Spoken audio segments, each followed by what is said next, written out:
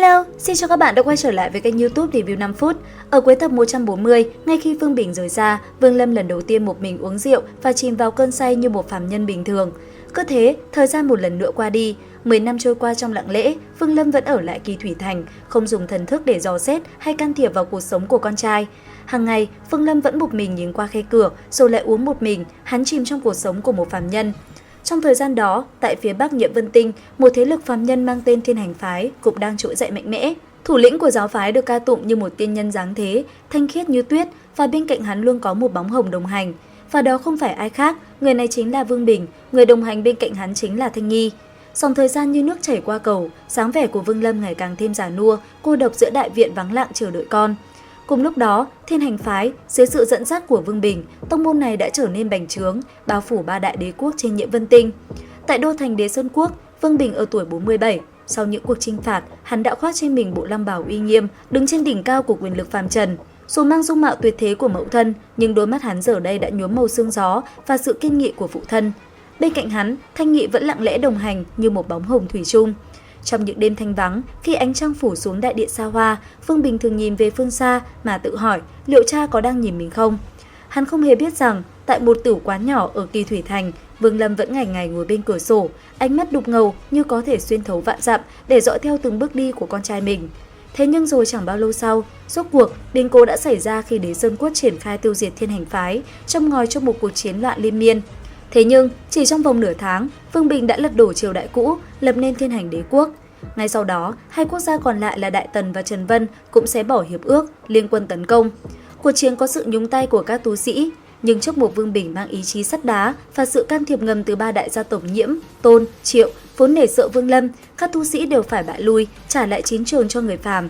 Còn Vương Lâm, trong thời gian đó, hắn vẫn duy trì nhịp sống đơn độc. Hắn nghe những lời bàn tán của thực khách về vị quân chủ trẻ tuổi tài ba, về sự lớn mạnh của đế quốc mới mà không nói một lời. Trưởng quầy và tiểu nhị tiểu quán thường nhìn ông lão tóc bạc da mồi, uống rượu một mình mà lòng đầy thương cảm, cho rằng ông là một người già cô độc bị con cái bỏ rơi. Họ đâu biết rằng, mỗi phiến lá rơi trong sân viện vương phủ đều là một mảnh tâm tình mà Vương Lâm dành cho con. Những lá cây rơi xuống, cuối cùng đều trở lại bên cạnh tàng cây, giống như những đứa con ra ngoài làm gì thì thủy chung cũng sẽ trở lại bên người thân của mình. Cảnh tượng cứ thế qua đi, cùng lúc đó, bên trong đại quân, ở một tòa trướng bồng màu vàng, Vương Bình ngồi ở vị trí chí tôn, nhưng tâm hồn lại chịu nặng sự mệt mỏi. Sau khi trở thành hoàng đế, hắn không hề cảm thấy thích thú, mà trái lại, những sự vụ rườm rà và trách nhiệm quốc gia khiến hắn khao khát hơi thở bình yên của quá khứ. Hắn bỗng nhiên hoài niệm thời kỳ thiếu niên 19 tuổi và những ký ức thơ ấu tại Sơn Thôn. Đang trong lúc Vương Bình suy nghĩ, Thanh Nghi bước đến bên cạnh, dịu dàng nhắc về dãy Kỳ Liên Sơn phía xa, nơi chứa đựng khởi nguồn của hắn. Đến đây, Vương Bình mới nhìn ngọn núi mờ ảo, nơi có người cha mà hắn hằng muốn chứng minh bản thân và cũng là nơi ẩn chứa sự thật về linh hồn hắn mà bấy lâu nay hắn đã bắt đầu lờ mờ cảm nhận được. Con đường vương giả dù rực rỡ nhưng cũng đầy cô độc. Và giờ đây, ở tuổi gần 50, Vương Bình bắt đầu khao khát được trở về với các bụi bình lặng bên người cha già đang ngày một héo mòn. Bởi vậy mà không lâu sau, rốt cuộc cũng trở về nơi mà khi xưa mình được sinh ra và lớn lên, trải qua biết bao hạnh phúc.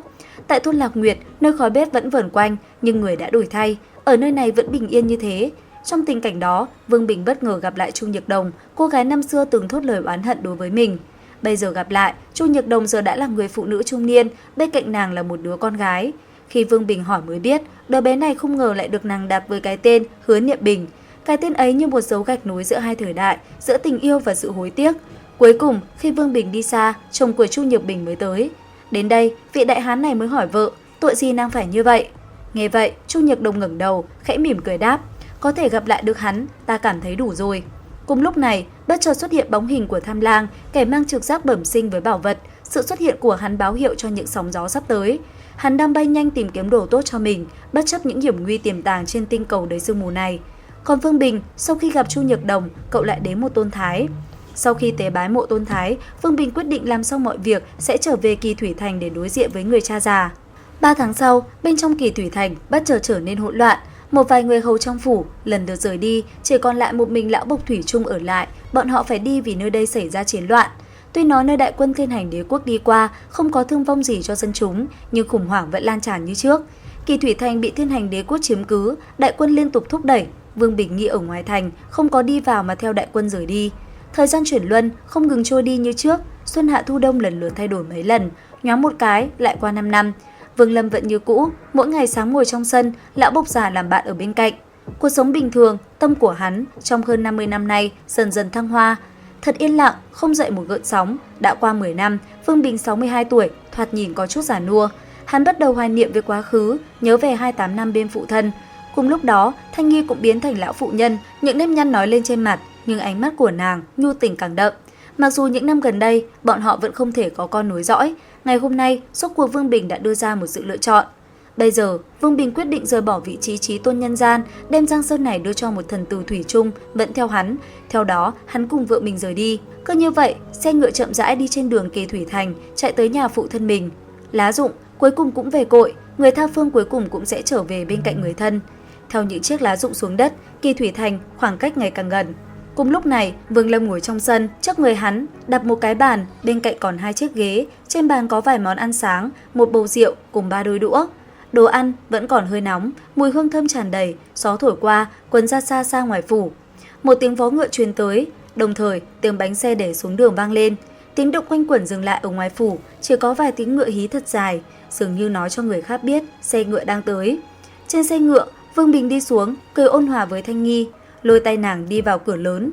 Trên cửa vẫn còn 2 chữ Vương phủ, dường như chứng kiến nhiều năm tháng tang thương, màu xanh kia đã biến mất, thay vào đó là màu đỏ. Vương Lâm ngẩng đầu, động tác này hắn đã đợi 35 năm rồi, trên mặt lộ ra nụ cười hòa ái, nhỏ giọng nói: "Lại đây, ngồi xuống đi, đồ ăn còn nóng." Lời nói vô cùng đơn giản, lộ ra bình thản ấm áp. Không có hỏi, không nghi ngờ, càng chưa từng có khách khí. Vương Bình kinh ngạc nhìn phụ thân mình, hắn rưng rưng nước mắt nói: "Cha."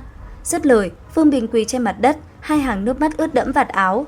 Thanh Nghi cũng quỳ gối ở bên cạnh, nhỏ giọng nói: "Cha." Vương Lâm đứng lên, nâng Vương Bình cùng Thanh Nghi đứng dậy, nhỏ giọng nói: "Ăn cơm đi." Nói rồi, cả ba cùng nhau ngồi lên bàn và gắp từng miếng thức ăn. Bữa này, ăn thật lâu, có một loại cảm giác ấm áp nổi lên trong lòng Vương Bình. Loại cảm giác này, hắn đã không thấy 35 năm rồi. Thanh Nghi ở chung với Vương Bình 35 năm, sớm đã đoán được thân phận của Vương Lâm, biết được người này chính là tu sĩ Hứa Mộc năm đó. Giờ phút này, trong mắt nàng vẫn còn chút không dám tin sự thật sự không tin được lão nhân hiền lành trước mặt lại là Hứa Mộc uy trấn Bắc vực. Còn Vương Bình, thật lâu sau hắn mới buông chiếc đũa, nhìn phụ thân rồi chợt yên lặng. Thấy vậy, Vương Lâm nhìn Vương Bình chậm rãi hỏi: "Bình Nhi, con muốn hỏi cái gì?" "Cha, con muốn biết chuyện của mẫu thân con. Ta kể cho các con nghe một chuyện xưa, ở một địa phương cách đây nơi này rất xa, có một tinh cầu tu chân, tên của nó là Chu Tước." Nói đến đây, từng hình ảnh xa xưa hiện lên trong mắt Vương Lâm, hắn kể về toàn bộ hành trình tu chân gian nan của mình. Nghe xong, Vương Bình kinh ngạc nhìn phụ thân, Thanh Nghi cũng chìm đắm trong câu chuyện này. Tất nhiên, nàng biết được nhân vật chính trong chuyện này chính là phụ thân Vương Bình, lão nhân trước mắt, nữ tu kia tên là Liễu Mi. Trong mắt Thanh Nghi lúc này không biết đã chảy bao nước mắt. Vương Bình ngồi nghe tới giờ, cúi đầu, không rõ cảm xúc thế nào. Đến khi chuyện xưa của Vương Lâm đã nói xong, hắn cầm bình rượu, uống một ngụm lớn, nhìn lên không trung, không nói gì nữa. Thanh Nghi kinh ngạc nhìn phụ tử hai người, trong lòng có một loại cảm giác không nói được thành lời. Theo bản năng, nàng kéo tay Vương Bình, lập tức phát hiện ra tay Vương Bình lạnh lẽo vô cùng. Trong sân im lặng cực kỳ. Hồi lâu sau, Vương Bình khàn khàn nhỏ giọng nói: "Chuyện xưa rất êm tai. Cha, con mệt mỏi rồi." Vương Bình đứng lên, đi vào nhà sâu trong đại viện. Thanh Nghi thi lễ với Vương Lâm, đứng lên đi theo. Toàn bộ sân viện chỉ còn lại một mình Vương Lâm, yên lặng ngồi một chỗ, ngẩn ngơ nhìn ra xa. Gió thu hơi lạnh, ban đêm ngày càng lạnh hơn, thổi từ bốn phía, đem một chút lá rụng thổi bay đi rất xa. Cũng không biết trải qua bao lâu, Vương Lâm than nhẹ, cúi đầu, cầm lấy bầu rượu đặt lên miệng, lại phát hiện ra rượu đã hết rồi. Còn Vương Bình, hắn ngồi ở trong phòng, nhìn trăng sáng trên cao, ánh mắt lộ ra vẻ thống khổ. Thanh Nghị ngồi bên cạnh hắn, lôi cánh tay hắn, không nói gì, chỉ yên lặng làm bạn. Yên lặng một hồi, Vương Bình mới lẩm bẩm: "Hóa ra đây là đáp án, ta đã đợi hơn 60 năm rồi. Hóa ra ta là một oán anh bị mẫu thân luyện hóa." Nói rồi, Vương Bình cúi đầu, trên mặt lộ ra vẻ chua xót và phiền muộn nồng đậm. Sáng sớm hôm sau, Vương Bình rời đi, Thanh Nghi thủy chung vẫn theo hắn. Từ đầu tới cuối, hắn không nói với phụ thân một câu nào, cũng không nhìn một cái. Khi rời đi, vẫn là vào sáng sớm, yên lặng ngồi trên xe ngựa, xa xa biến mất cuối Kỳ Thủy Thành. Hắn không chú ý tới, trong khoảnh khắc hắn rời đi, một ánh mắt từ xa nhìn theo xe ngựa, trong ánh mắt này lộ ra tang thương. Phương Lâm ra khỏi phòng, im lặng ngồi trong sân, nhìn trời cao trống vắng lẩm bẩm nói: "Có lẽ sẽ có một ngày, con sẽ suy nghĩ cẩn thận hơn." Cùng lúc đó, Vương Bình ngồi trong xe ngựa, hắn không biết muốn đi nơi nào, chỉ có phía trước mù mịt. Hắn lẩm bẩm: "Thanh Nhi, ta mệt mỏi quá rồi, tìm một sơn thôn nào yên tĩnh, chúng ta ở lại đi." Nghe vậy, Thanh Nghi gật đầu, ánh mắt vô cùng ôn nhu. Tiếp theo, hai người cùng nhau bắt đầu một cuộc sống mới nơi tuổi già. 10 năm trôi qua tại Sơn Thôn, Vương Bình sống trong sự bình lặng, lấy việc điêu khắc làm lẽ sống. Hắn tạc lại hình ảnh người cha lúc trẻ, dồn hết tâm trí và ký ức vào từng nhát dao. Hắn đã hiểu ra tại sao cha lại chọn cho hắn một cuộc đời phàm nhân thay vì bước vào con đường tu chân khốc liệt. Trong lúc đó, Thanh Nhi vẫn dịu dàng bên cạnh, chấp nhận ra đi cùng người mình yêu, coi tu vi Nguyên Anh chỉ như bụi bặm so với tình cảm nhân gian. Còn Vương Lâm, ở Kỳ Thủy Thành, mái tóc hắn đã hoa râm, sống trong trạng thái vô tâm nhưng lại thấu triệt thiên đạo sâu sắc nhất. Hắn quan sát sinh tử luân hồi qua nhành cây, ngọn cờ, thấy được sự cân bằng vi diệu của tạo hóa, từ đó cảm ngộ lại càng rõ rệt hơn.